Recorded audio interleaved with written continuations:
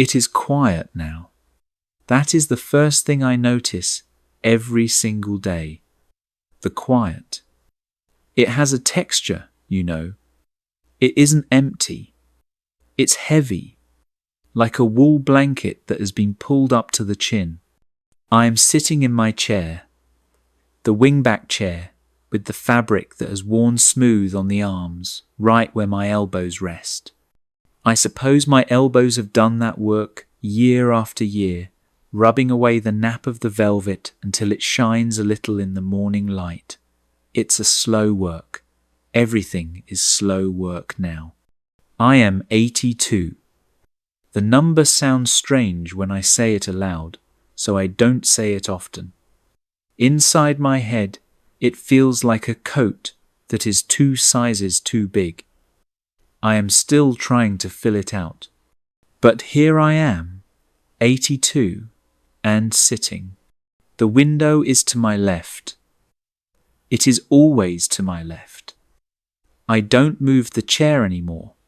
There was a time, perhaps 10 years ago, or maybe 20 time, collapses on itself like a telescope now when I would rearrange the furniture.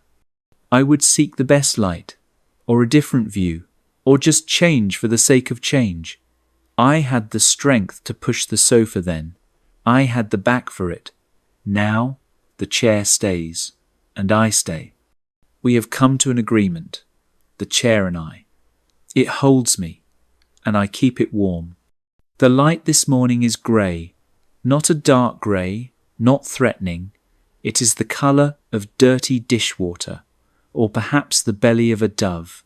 Soft. It filters through the sheer curtains I haven't washed in. Well, a long time. I can see the dust motes dancing in the shaft of light that breaks through the gap in the drapes. They swirl, up and down. Chaos in a sunbeam. I watch them for a long time, just watch them. There is a whole universe in that suspension of dust. Skin cells, fabric fibres, dried earth from the garden, all floating. It's peaceful to watch things that are so light they don't have to worry about gravity. My hand is resting on the small table beside me. I look at it. It looks like an old map. The skin is thin, translucent, almost like parchment paper.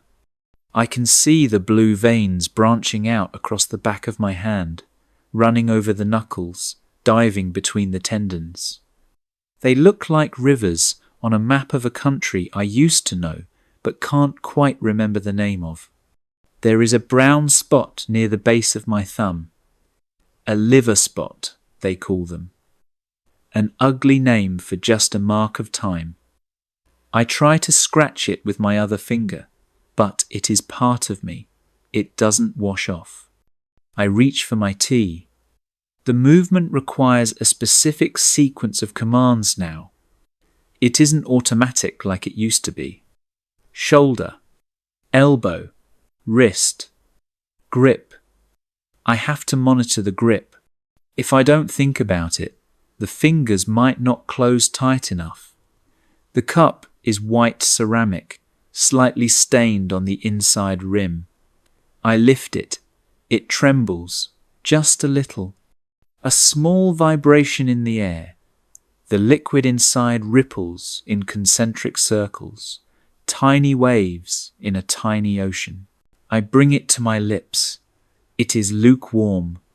I let it sit too long. I was watching the dust. It doesn't matter. I drink it anyway. The taste is bitter, tannic. It coats the tongue. I swallow, and I can feel the liquid travelling down a warm path through the centre of my chest. It is good to feel that, to feel the internal geography of the body. It reminds you that the machinery is still working, even if it rattles a bit. Outside, a car goes by. I don't turn my head to look. I just listen. The tyres on the asphalt make a sound like tearing paper times shh Zip asterisk. It sounds wet out there. It must have rained in the night. I didn't hear the rain. I sleep deeply now, but in short bursts. Like a dog, I wake up at 3, then 5, then finally at 6, but I missed the rain. I look out the window now. Yes, the pavement is dark.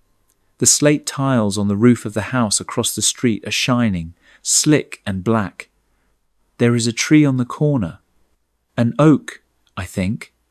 Or maybe a maple. It has lost most of its leaves. The branches look like black cracks in the grey sky. They are still. There is no wind. Everything is holding its breath. My knee aches. The left one. It's a dull, thrumming ache, like a low note on a cello that someone keeps bowing over and over. I shift my leg. The fabric of my trousers rustles. Corduroy. I like the feel of corduroy. Ridges. Texture. I run my palm over my thigh. Zip, zip, zip. A small sound. The pain in the knee shifts, changes angle, but doesn't leave. It is a companion. You get used to the pain. It becomes just another sensation, like the smell of toast or the coldness of the window pane. You stop fighting it. You just say, "Ah, there you are. You're awake too." There is a bird on the sill. A sparrow, brown and ordinary. It hops. Once. Twice. It turns its head sharply to the side, looking into the room with a black, bead-like eye. What does it see? Does it see me, or just a shadow in the glass? I hold very still. I don't want to scare it. I hold my breath. My chest feels tight when I do that. The bird pecks at the wood of the sill, tap, tap. Then, in a blink, it is gone, dropped away into the air. I let my breath out. A long, shuddering sigh. It sounds loud in the quiet room. I wonder what time it is. The clock on the wall behind me ticks. Asterisk. Tick. Tock. Tick. Tock. Asterisk. The space between the ticks seems to be getting longer. Or maybe I am just listening harder. I don't turn around to check the face of the clock. It doesn't matter. It is morning. That is specific enough. I have nowhere to be. No appointments. The calendar on the wall in the kitchen is turned to the right month, I think, but the squares are mostly empty. There is a freedom in that, though it is a heavy kind of freedom. The freedom of having finished the list, all the lists, the grocery list, the career list, the list of places to see. They are all done or discarded. Now, the list is short. Wake up, sit, breathe, tea. I look at the window glass again. The condensation is starting to fade near the bottom. I can see the reflection of the room behind me. It's a ghost room, superimposed over the street outside. I see the lamp. I see the edge of the bookshelf. And I see a white shape. That's my hair, my head. I lean forward a little, the springs of the chair groaning under me. I try to catch the reflection of my eyes in the glass. It's difficult. The light has to be just right. There, I see them. They look watery, pale. The eyelids droop a little at the corners. They are the eyes of my father. I remember looking at him when he was this age, thinking how old he looked, how far away he seemed. Now I am looking at him from the inside out. It's funny how memory works when you sit still. If you move around, if you rush, The memories stay down deep, like silt at the bottom of a river. But when you stop, when you sit by the window for an hour, the water clears, the silt rises. I am thinking of a blue door, just a door. I don't know where it was. Italy, or maybe just down the street in the neighborhood I grew up in. The paint was peeling. It was a bright cerulean blue, warm to the touch. I can feel the heat of the sun on that wood if I close my eyes. I can smell basil? Yes, basil and hot dust. I open my eyes. The grey light is back. The blue door is gone. My foot is asleep, the right one. I wiggle the toes inside my slipper, pins and needles.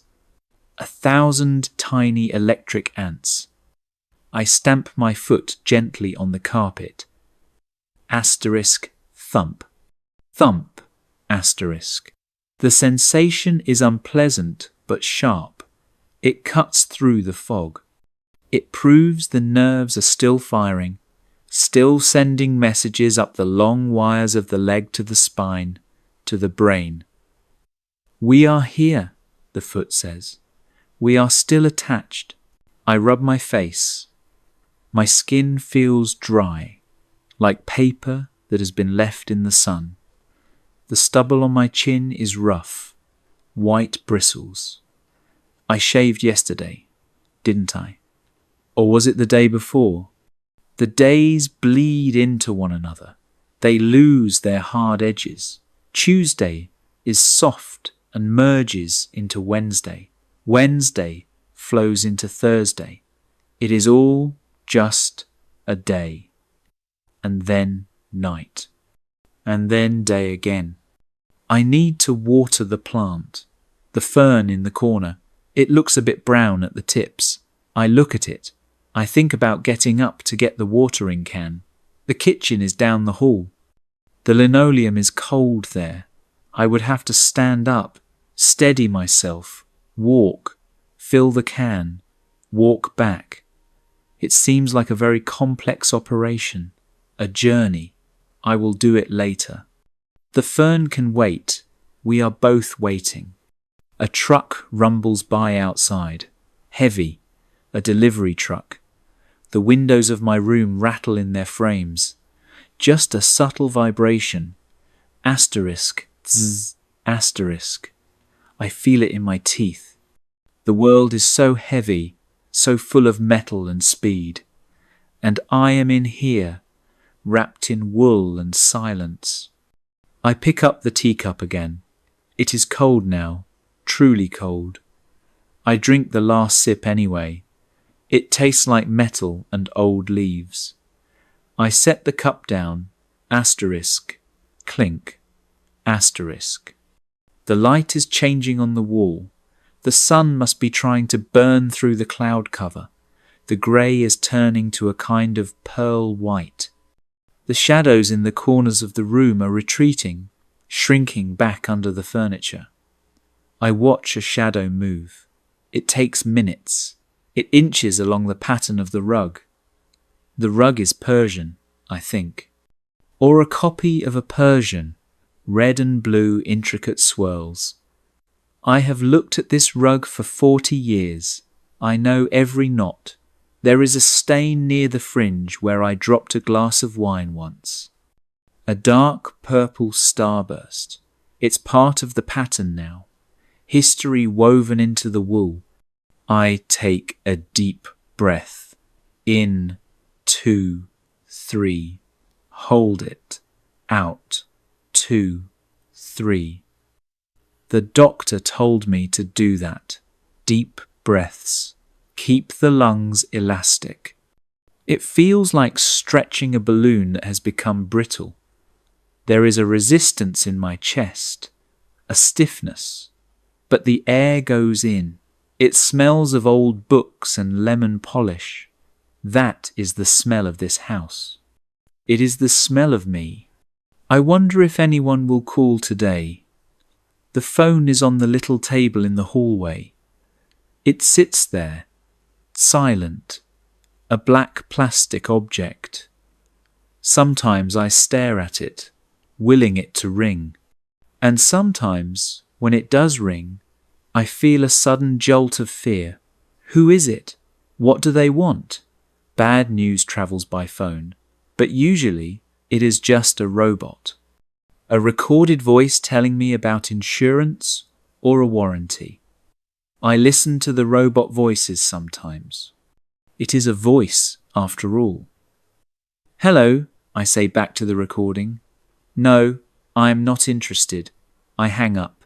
It counts as a conversation. But today, it is silent. I rub the arm of the chair again. Back and forth. Rhythm. Life is rhythm. Heartbeat. Breath. Day. Night. Rubbing the velvet. It soothes me. I find myself staring at my shoes. Brown leather slippers. The leather is cracked across the top. They are molded to my feet. They are the most comfortable things I own.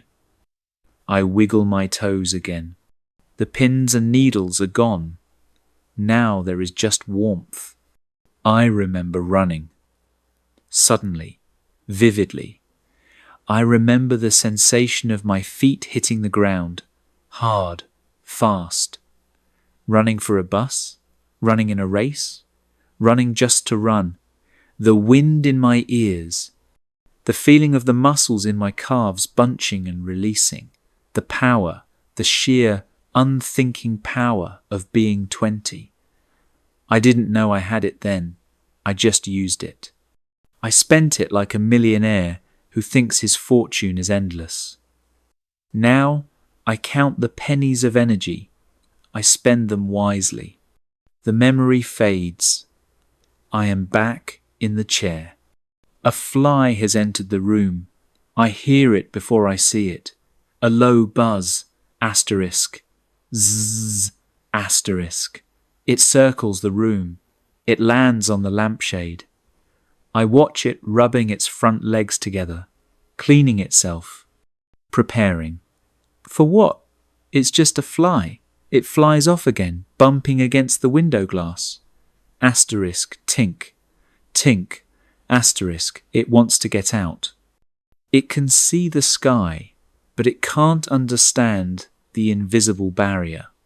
I know, I say to the fly.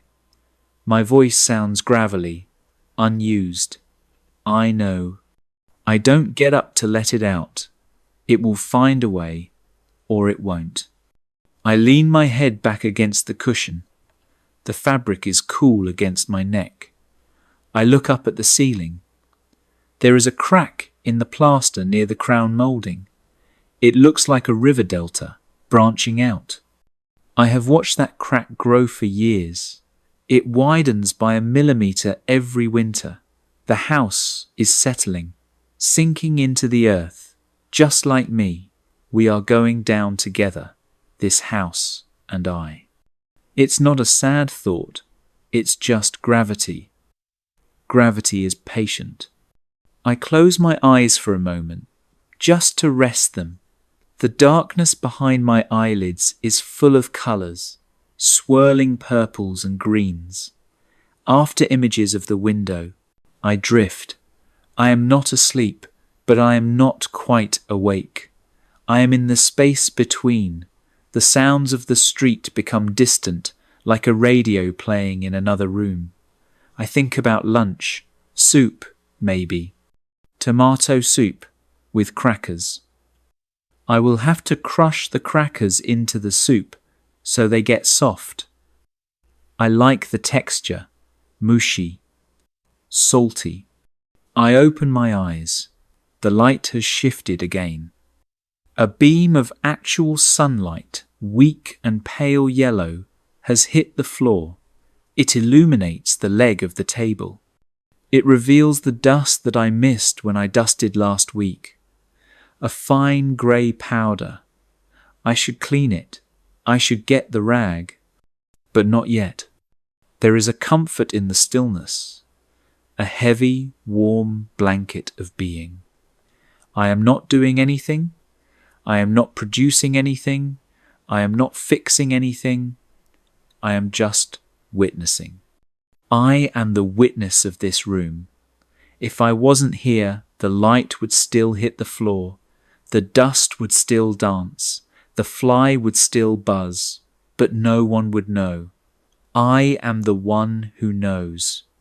That is my job now. To know that the light turned yellow at 10 a.m. To know that the tea was bitter. To know that the knee aches. It is enough. It has to be enough.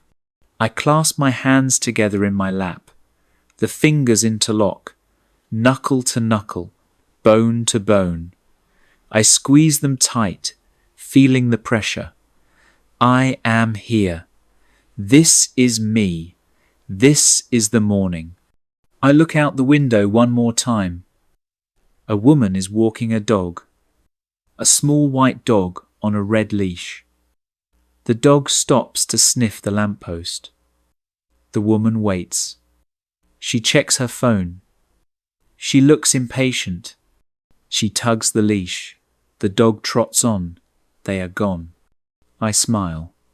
Just a small movement of the lips. They are in such a hurry. They have so much to do. I shift my weight. The chair creaks. I settle deeper. I will sit here a little longer, just a little longer, until the light touches the edge of the rug. Then, maybe, I will get up. Then, maybe, I will make the soup. But for now, I watch the dust, up and down, swirling, catching the light. It is beautiful, really. If you take the time to look, I breathe in. I breathe out. The clock ticks, and I am here.